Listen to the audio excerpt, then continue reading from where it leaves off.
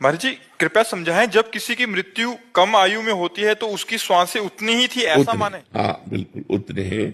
जो गर्भ में ही मर जाते हैं उनने क्या अपराध किया था? जो गर्भ के बाहर आकर अभी बालक अवस्था में मर जाते हैं उसने क्या अपराध किया था?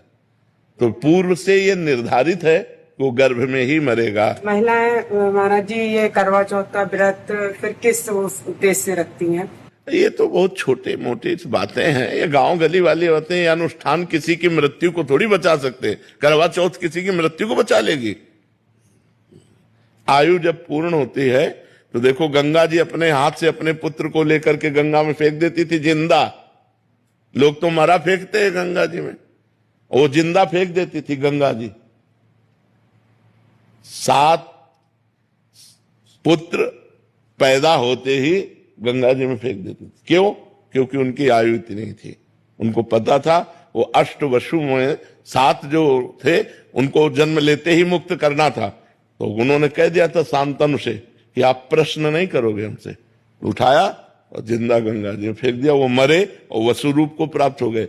लेकिन 8वें में रोक दिया तो वही भीष्म पितामह जी के रूप में। तो हमारी मृत्यु लोक में अगर हमारा है कि गर्भ से 10 दिन निकलने के बाद मरना है तो 11वां दिन हम नहीं देखेंगे, 10वें दिन ही मर जाएंगे। इसमें हमें शोक नहीं करना चाहिए।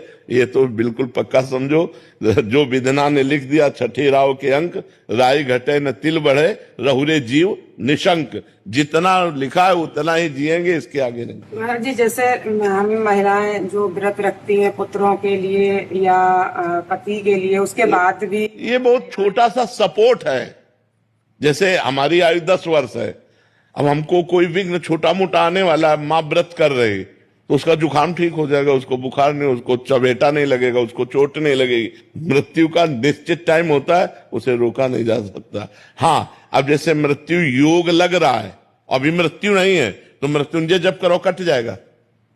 मृत्यु योग लग रहा है लेकिन मृत्यु नहीं है तो वो बच जाएगा। अगर मृत्यु है तो मृत्युंजय जप भी उसे नहीं काट सकता। नहीं, कोई बचा के देख ले। योग लग रहा है, पाप कर्म इतना उसका प्रभावशाली हो रहा है कि वो मृत्यु योग जैसा दंड देगा। तो मृत्युंजय जब किया योग कट गया।